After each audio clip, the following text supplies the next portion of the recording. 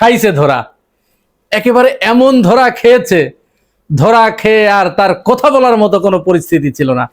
কে ধরা খেয়েছে, কোথায় ধরা খেয়েছে, কিভাবে ধরা খেলেন, এই বিষয়টি আমি আপনাদের ভিডিও সহ দেখাবো। তার আগে একটা প্রশ্ন আপনাদের কাছে করতে চাই, আপনারা কি কখনো জামাতের আমিরকে রেগে যেতে দেখেছেন? নরম মানুষ যদি একবার রেগে যায় রে ভাই, তাহলে তার অবস্থা কি হয়, সেই অবস্থার একটা ভিডিও ক্লিপ আমি আপনাদেরকে দেখাই, তারপরে এই বিষয়ে একটু বিস্তারিত আলাপ করব। শাহবাগ স্কোয়ারে বক্তৃতা দিয়ে পার্লামেন্টে বক্তৃতা দিয়ে এক কথা না। প্রথম কথা হচ্ছে নির্ধারিত আমি কাউকে উদ্দেশ্য করে বলি নাই। ইয়েস, আই উড্র, ঠিক আছে।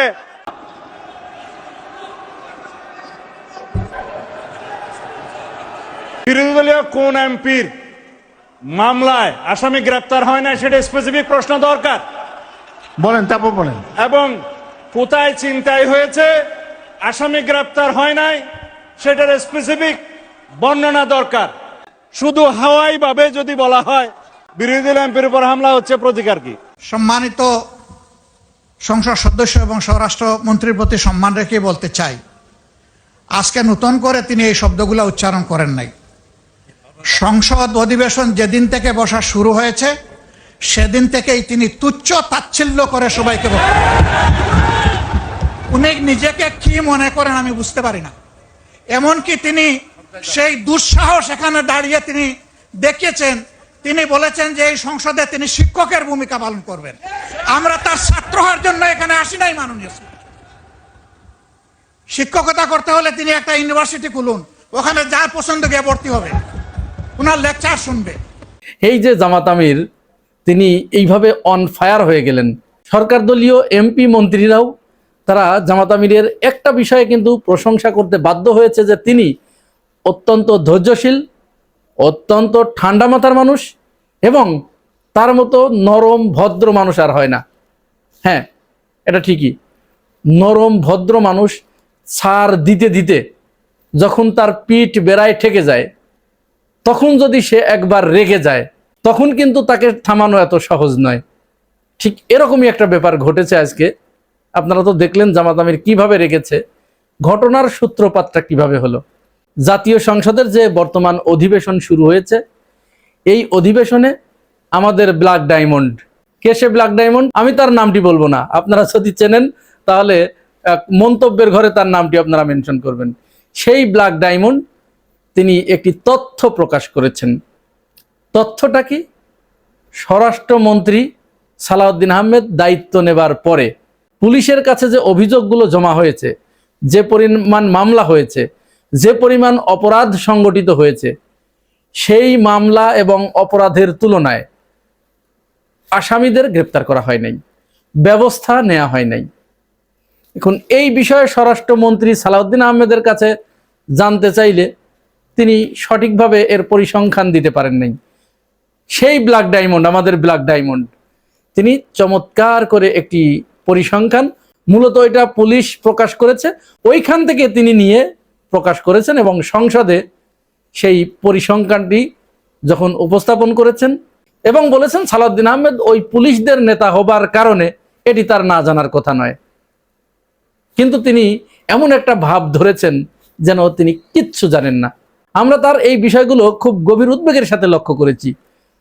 তিনি যেখানেই কথা বলতে যান, সাংবাদিকরা যখন তাকে প্রশ্ন করে, কখনো তুচ্ছ তাচ্ছিল্য, কখনো ধমক দেন, কখনো অন্যভাবে এড়িয়ে যান। যেমন ব্রাহ্মণবাড়িয়ার ঘটনার কথাই বলি। ব্রাহ্মণবাড়িয়াতে যে ঘটনাটা ঘটলো, শিল্পীদের বাদ্যযন্ত্রগুলো ভেঙে ফেলা হলো, যারা ভেঙেছে, স্বরাষ্ট্রমন্ত্রী সেখানে গিয়েছে, তার কাছে প্রশ্ন করেছে যে এই কাজটা করা হলো কেন। উনি তার জবাবটা যেভাবে দিলেন, এটা তো আসলে একজন দায়িত্বশীল পর্যায়ে থেকে, বিশেষ করে ওই ডিপার্টমেন্টের একজন সর্বা হয়ে এই ধরনের বক্তব্য তার কাছ থেকে মোটেই কাম্য নয়। তারপরেও তিনি দিয়েছেন। এরপরে ব্ল্যাক ডায়মন্ডের ওই পরিসংখ্যানের জবাবে তিনি উঠে দাঁড়িয়েই প্রথমেই তিনি বলেছেন তুচ্ছ তাচ্ছিল্য করে। সংসদে তিনি ইতিপূর্বে আরো অনেককে তুচ্ছ তাচ্ছিল্য করেছেন। তিনি উঠেই বললেন, এটা জাতীয় সংসদ, এটা শাহবাগের মোড় নয়, শাহবাগের মোড়ে বক্তব্য দেয়া এক জিনিস, আর জাতীয় সংসদে বক্তব্য দেয়া আর এক জিনিস। এবং তিনি সেখানে আরো অনেক কথা বলেছেন। তিনি এটাও বলেছেন যে আমি এই সংসদে দাঁড়িয়েছি, আমি এখানে একজন শিক্ষক হিসেবে দাঁড়িয়েছি, আমি সবাইকে শিক্ষা দিতে চাই, প্রয়োজনে সবাই আমার কাছে শিখুক। তার মানে তার সম্পর্কে যে বিষয়টা প্রচলিত হয়েছে যে তিনি সর্বেসর্বা, সর্বজান্তা মন্ত্রী, সর্ববিভাগের মন্ত্রী, স্বরাষ্ট্র মন্ত্রণালয়ে তার নিজের মন্ত্রণালয়ের খবর তিনি রাখেন না, সেখানে আইন শৃঙ্খলা যে ভেঙে পড়েছে, বিন্দুমাত্র আইন শৃঙ্খলার উন্নতি হয় নাই, বরং ক্রমান্বয়ে অবনতি হচ্ছে। বিভিন্ন জায়গায় এমপিদের উপরে হামলা হচ্ছে, বিরোধী দলীয় নেতাদের উপরে হামলা হচ্ছে, এনসিপির নেতাদের উপরে একের পর এক হামলা হচ্ছে, নাসিরউদ্দিন পাটোয়ারির উপরে একের পর এক হামলা হচ্ছে। কিন্তু এই হামলা যারা করছে তারা গ্রেপ্তার হচ্ছে না, উল্টো যারা হামলার শিকার হচ্ছে তাদেরকেই গ্রেপ্তার করা হচ্ছে। তিনি যে তুচ্ছ-তাচ্ছিল্য করেন এটার আরেকটা প্রমাণ দেই। এই দিনেই রুমিন ফারহানা, ব্রাহ্মণবাড়িয়া 2 আসন থেকে যিনি নির্বাচিত হয়েছেন, সেই রুমিন ফারহানা পর্যন্ত বলেছেন যে আমাদের স্বরাষ্ট্রমন্ত্রীর কাছে তার আইন শৃঙ্খলা সম্পর্কিত যে কোনো প্রশ্ন করলে তিনি হয় তুচ্ছ-তাচ্ছিল্য করেন, না হয় এড়িয়ে যান। অবস্থা দৃষ্টে মনে হচ্ছে বাংলাদেশের 64টি জেলায় 64 জন স্বরাষ্ট্রমন্ত্রী থাকলে আরো ভালো হতো। শুনুন রুমিন ফারহানার কথা। 64টা জেলায় 64 জন আইন শৃঙ্খলা বিষয়ক স্বরাষ্ট্রমন্ত্রী থাকলে কেবল মন্দ হতো না। আইন শৃঙ্খলা পরিস্থিতি নিয়ে কথা বলতে গেলে মুশকিল হচ্ছে আমাদের আইন শৃঙ্খলা সংক্রান্ত যিনি স্বরাষ্ট্রমন্ত্রী আছেন তিনি হয় ব্যঙ্গ করেন আর না হলে বাকচাতুর্য দিয়ে পুরো বিষয়টিকে ঢেকে দিতে চান। তাহলে জামাত আমির সংসদে দাঁড়িয়ে যে ওয়াশটা করলেন, বাংলা ওয়াশ যেটাকে বলে, ওই যে কসকো সাবান দিয়ে, কসকো সাবান চিনেন তো, মনে আছে? আগে কিন্তু কসকো সাবান আর হাবিব সাবান, এই দুইটা সাবান ছাড়া লাশের গোসল সম্পূর্ণ হতো না। মৃত মানুষ মানেই হাবিব সাবান অথবা কসকো সাবান, এই দুইটা সাবানের সমন্বয়ে চমৎকার করে তাকে ধুয়ে দিয়েছেন। এবং তিনি যে অন ফায়ার হয়ে গেছেন, তিনি বলেছেন আমরা কি এখানে তার ছাত্র? আমরা এখানে কেউ তার ছাত্র নই, তার কাছে শেখার কোনো ইচ্ছা আমাদের নাই। তার যদি শিক্ষক হবার এতই শখ থাকে তাহলে তিনি একটা ইউনিভার্সিটি খুলুক, ইউনিভার্সিটি খুলে সেখানে লেকচার দিক, তার কাছে যে যে পারে শেষে যে শিক্ষা নিক, শেষে পড়ুক। এরপরে তো আপনারা দেখেছেন চরম হট্টগোল। তিনি যখন কথা বলতে গেছেন তিনি অবশ্য পরে বলছে ঠিক আছে আমি আমার কথা উইথড্র করলাম। কিন্তু আসলে আপনার অপোজিটে যারা দাঁড়িয়ে আছে, যারা বসে আছে, এই যে আমি আপনাদের সাথে কথা বলছি, আমি যদি ভাবি যে আমি সর্বজান্তা আর আমার সামনে যারা আপনারা আমার ভাই বোনেরা বসে আছে শুনছে আমাকে, তারা কিচ্ছু জানে না, তাহলে এর চেয়ে বোকামি আর কিছু হতে পারে? আমার থেকে অনেক অনেক গুণ বেশি আমার ভাই বোনেরা বেশি জানে, আমাকে তারা ভুল ধরিয়ে দেয়, আমি তাদের কাছ থেকে শিখি, আপনাদের কাছ থেকে আমি শিখি অনেক কিছু। আমি আপনাদের কমেন্টসগুলো পড়ি, মন্তব্যগুলো পড়ি, অনেক সময় সময়ের কারণে জবাব দিতে পারি না, কিন্তু আমি কিন্তু সব পড়ার চেষ্টা করি। যাই হোক, স্বরাষ্ট্রমন্ত্রী এইটা ভাবেন না। তিনি যখন কোটি কোটি মানুষের, তিনি একটা কথা বলা মানে তো কোটি কোটি মানুষের কাছে ওই বক্তব্য চলে যাওয়া, এই বাণী পৌঁছে যাওয়া, কিন্তু তিনি প্রত্যেককেই এইভাবে তুচ্ছ-তাচ্ছিল্য করেন এবং হেয় জ্ঞান করেন, মনে করেন তিনি শিক্ষক, বাকি সবাই ছাত্র। সংসদে দাঁড়িয়ে জামাত আমির দীর্ঘদিন হজম করতে করতে, ইতিপূর্বেও যেহেতু অনেকবার করেছেন, আজ তিনি অন ফায়ার হয়ে গেছেন। তিনি আর এটি নিতে পারেন নাই, চরমভাবে ক্ষিপ্ত হয়েছেন।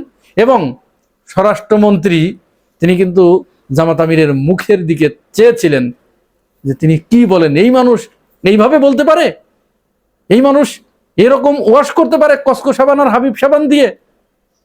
ওয়াশ করে দিলেন। যাই হোক, এই সংসদ অধিবেশনের আজকের দিনটা মোটামুটি চরম হট্টগোলের ভিতরে কেটেছে। স্পিকার মেজর হাফিজউদ্দিন আহমেদ তিনি অনেকটা বিস্ময় প্রকাশ করেছেন যে আপনারা যদি দুই দল এইভাবে করতে থাকেন এবং কেউ কারো কথা সহ্য করতে না পারেন এবং একজনের কথা বলার সময় অন্যজন যদি এইভাবে হট্টগোল করতে থাকেন, তাহলে কিন্তু এই সংসদ হুমকির মুখে পড়বে। আপনাদের কাছ থেকে এটি আমি আশা করি না, আপনারা আমাকে সহযোগিতা করুন। অবশ্যই সংসদের মেজাজটা এটি ধরে রাখা দরকার। এই হট্টগোলের ভিতরেও পররাষ্ট্রমন্ত্রী খলিলুর রহমান তিনি আরেকটি চমৎকার কথা বলেছেন। তার এই কথা শোনার পরে বাংলাদেশের 16 কোটি মানুষের, আমি 2 কোটি কিন্তু বাদ দেই সবসময় আওয়ামী লীগের জন্য, কারণ আওয়ামী লীগ ওরা ভারতের মানুষ, তো এই 16 কোটি মানুষের কলিজা বরফের মতো শীতল হয়ে গেছে। এই না হয় বাংলাদেশ, তিনি বাংলাদেশের নাগরিকের মতো বাংলাদেশিদের মতো কথা বলেছেন। কি বলেছেন শুনুন তার কথাটা। আর কখনো বাংলাদেশ কারো কাছে মাথা নত করবে না। আমরা নত জানু পররাষ্ট্রনীতির কবর রচনা করেছি। 15 বছর ধরে যে দুঃশাসন চলেছে তাতে আমাদের পররাষ্ট্রনীতি আমাদের হাতে ছিল না। প্রিয় ভাই ও বোনেরা, এই পুরো বিষয়টা শোনার পরে আপনাদের কাছে কি মনে হয়েছে?